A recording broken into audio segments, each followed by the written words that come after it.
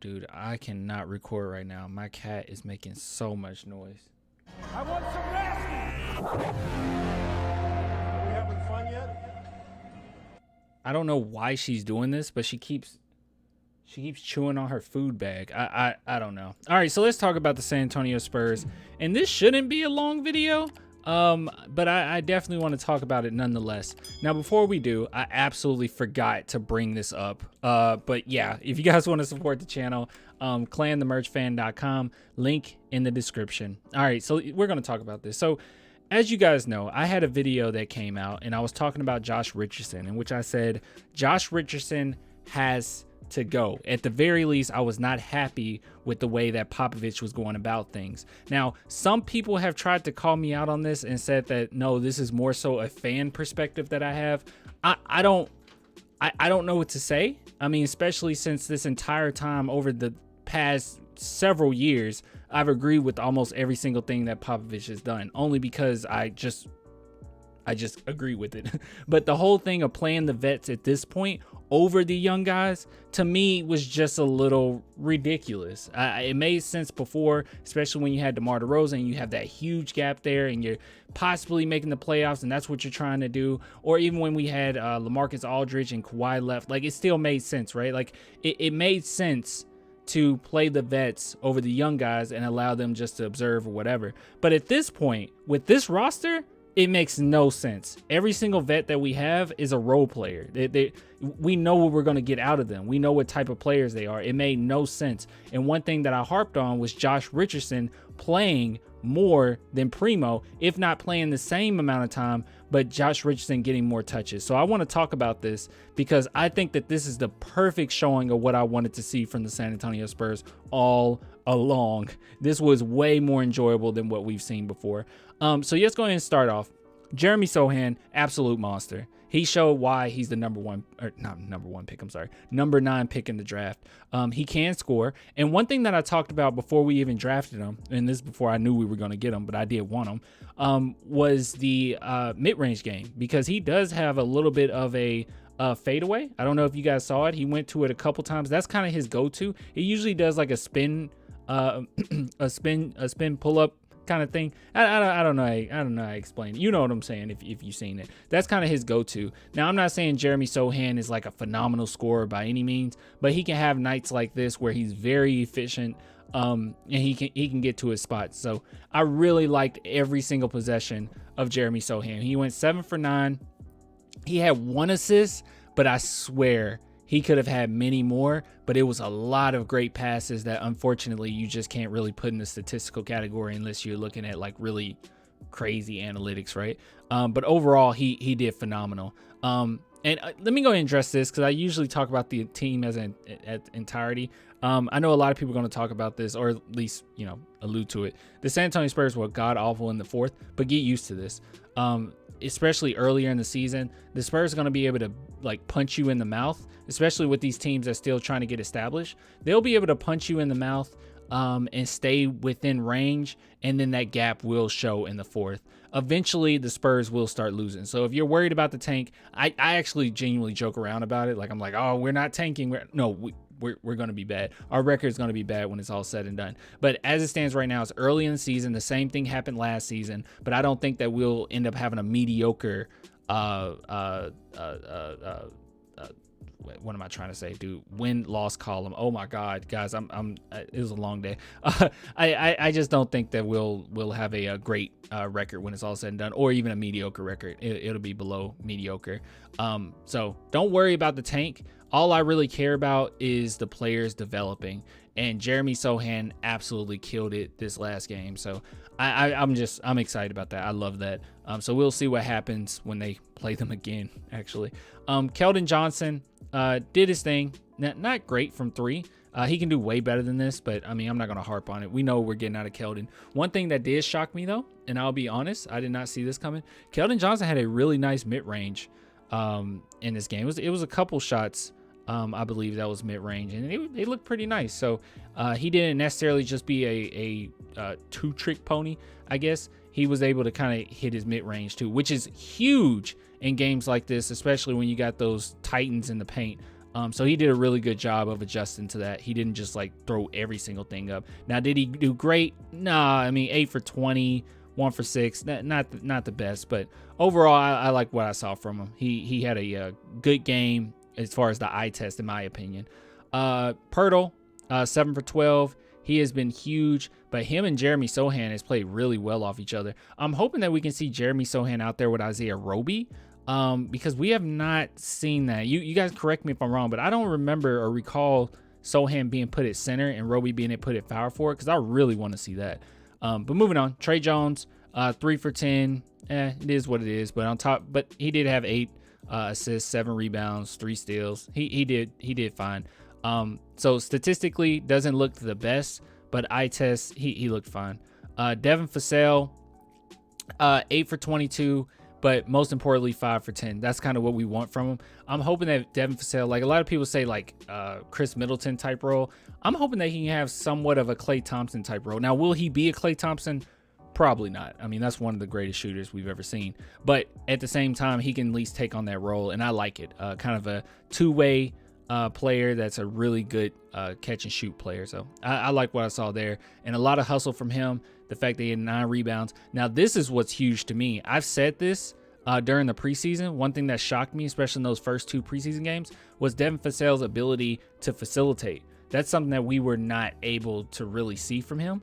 And in this game, he didn't do a ton of it. You know, this might be a little misleading, but he can find the open guy. And I really like that. It was kind of similar to what we thought with Lonnie Walker. Like, we all thought that he could be a really good scorer. But one thing that took us off guard was that he's actually a really good facilitator as well. So Devin Vassell kind of has that same vision. Unfortunately, he wasn't really able to show that under DeJounte Murray. But moving on, Isaiah Roby did his thing. Perfectly fine. I like what I saw. Really great defense by the Spurs too, by the way. 12 steals is pretty doggone good. That's a lot of steals. But moving on, Zach Collins, he looked okay. As you guys know, I haven't been the highest on Zach Collins. The last couple games I felt a little bit better, but he looked pretty good, man. He got to his spots. He didn't do too much. Didn't have a lot of sloppy possessions that we've seen.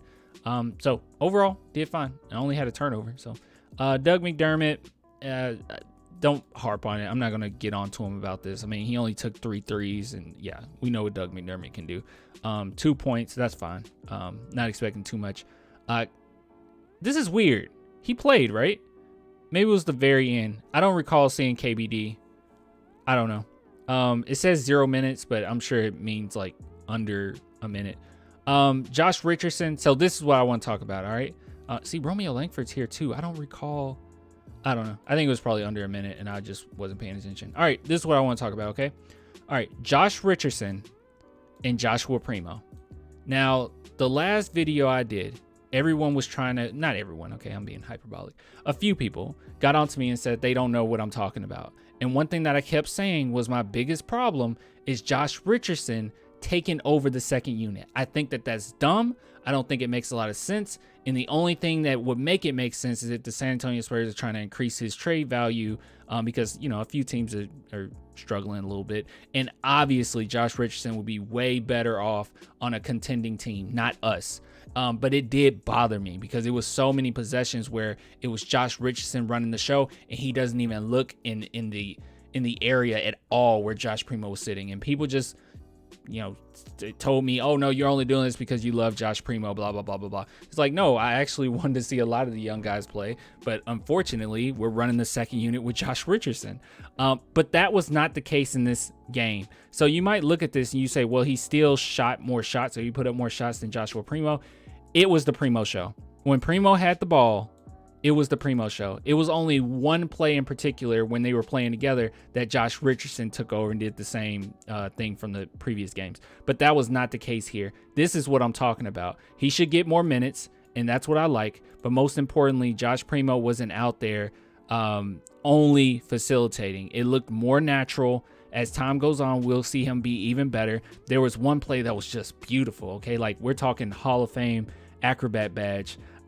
In which he did a reverse layup really high up, like Steph Curry reverse layup, and it went in and out, but it could have been an and one, but he hit the free throw. So, but he did really good in this game. I thought the flow was really good. I thought he looked really comfortable. He picked and chose where he wanted to shoot. I know a lot of people said that he's scared to shoot. That's not the case. I didn't see that at all. In this game, I counted maybe a couple of occasions where I said, Josh Primo, go ahead and just shoot that. But overall, I thought he did pretty well. He was looking for the open teammates, and his stats are not necessarily giving him justice. I thought he was pretty doggone good tonight. So I like what I saw, especially for his age. And this is finally being, let's just be honest, this is like the second time. I mean, actually, I could say this with confidence. This is the second time that we've seen Josh Primo actually just have the ability to go out there and just do kind of whatever he wants. That's the vibe that I got from, oh, sorry, you guys couldn't even see that. That's the vibe that I got from Josh Primo. Because the previous games, it just hasn't felt like that. It just felt like it was playing within a system. Hey, give it to Josh Richardson and run in the corner. But that was not the case in this game. He was able to fully take over that second unit. And that's what I want to see, regardless of what his stats look, regardless of what happens or the outcome of the game. I want the young guys to be able to play. Now, as we know, Malachi Branham, Blake Wesley, they're going to the G League. That's fine. They're going to get a lot of touches there. But as it stands right now, I don't see any excuse for Jeremy Sochan and Josh Primo not getting a substantial amount of minutes. So I like the fact that they were able to go ahead and say, hey, come off the bench. You're going to run it. And you're not going to have to defer to anyone. Now, I will say this. I think when it's all said and done, Primo's best ability will be his ability to score. As it stands right now, we don't really have a point guard other than Trey Jones, so they kind of put him in that role. And Josh Primo is the type of player, he was like this in Alabama too. He will adjust, and he said this himself, he'll adjust to whatever the team needs, okay? True Spur here. So if the team needs him to be more of a facilitator, that's what he's going to do. But I think that there is a sweet spot there. There is a balance there. So it's just a matter of him finding that balance. But if we're talking like years down the line or a year or two down the line, I'm expecting Josh Primo to be full on scorer. Okay. Just straight up score mode. But right now this is fine. And I think that as the flow of the game went, he did really, really good. So I like what I saw from Josh Primo. Honestly, I like what I saw from everybody this game. I don't care about this win-loss column. I don't care that in the fourth quarter they only scored 12 points. I don't care. I just like the fact that this team overall, the young guys were able to play. Devin Vassell, Keldon, Sochan, Primo. The whole vibe is better, and this is what I want to see. We're talking about veterans. They should not have more minutes than the young guys. I don't want to see Josh Richardson. I don't want to see KB. Well, yeah, KBD maybe, but I don't want to see Doug McDermott. I don't want to see Zach Collins getting more minutes than Sochan or Primo. I think that's ridiculous. But hey, I liked this game. This is what I was talking about the entire time. So all those people that said, hey man, you're just angry because, Josh Richardson is the best player on the bench. I don't care if Josh Richardson is the best player on the team. Okay. I do not want to see Josh Richardson getting more touches or at least running the second unit over Primo when he's out there. Let the young guys run it.